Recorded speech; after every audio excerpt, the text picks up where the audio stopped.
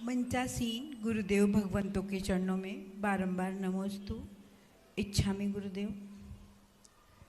महाराज, मेरा प्रश्न है कि जितनी भी अरब कंट्रीज़ हैं या जो नॉन वेजिटेरियन लोग हैं, और हम लोग जैन को देखें एक बार उधर से, तो जो लोग ज़्यादा पाप करते हैं वो ज़्यादा सुखी रहते, इतने सारे इतना पैसा है उन लोगों के पास, इतनी समृद्धि है।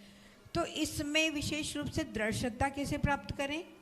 और दूसरा गुरुदेव, जब भगवान के सामने जाते हैं तो हमेशा भावना यही रहती है कि भगवान मरण होने से पहले आपके प्रति इतनी दृढ़ श्रद्धा हो जाए कि समाधि मरण आपको देखते देखते हो जाए, आंखें वहीं खुली रह जाएं आपकी।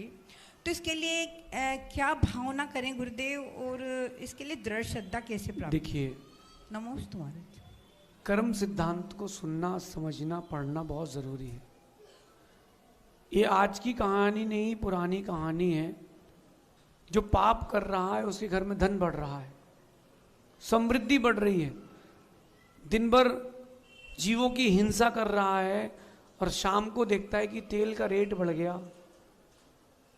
तो उसकी संपत्ति डबल हो गई। मतलब उसके आने वाली 2 पीढ़ी की व्यवस्था थी तो 6 पीढ़ी की हो गई। ऐसा होगा। और पूरी बात सुनना, जो लोग धर्म कर रहे हैं उनके जीवन में समस्याएं बनी रहेंगी। इसका ये मतलब नहीं कि आप धर्म छोड़ दें। इसके अंदर का अभिप्राय समझे, कर्म सिद्धांत को समझे। एक शब्द आता है अबाधा काल। कभी आपने सिद्धांत ग्रंथों को, गोमट सार जी को पढ़ा हो? अबाधा काल, जितना बड़ा पाप करते हैं उतनी देर से उदय में आता है।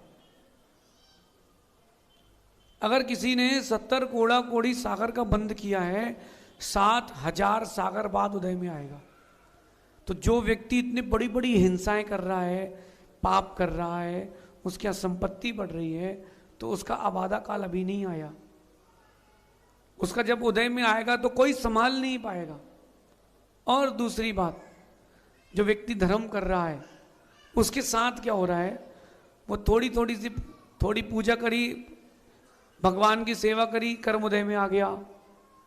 ये क्या हो रहा है, वो जो उस पैसे वाला व्यक्ति है जिसका पैसा बढ़ रहा है हिंसा पाप के बाद भी, उसके सारे पुण्य का उदय आ रहा है ताकि उसको नरक जाने में दिक्कत नहीं हो, क्योंकि पुण्य बच गया एक कणिका भी तो नरक नहीं जा पाएगा।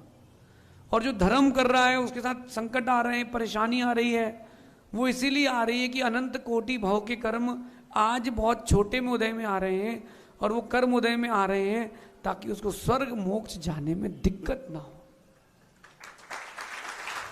इसलिए देव शास्त्र गुरु के प्रति अपनी श्रद्धा मजबूत करके रखना, इतनी मजबूत करके रखना जितनी मजबूत तलवार में पानी चढ़ता है कि टूट जाती है लेकिन पानी छोड़ती नहीं है तलवार।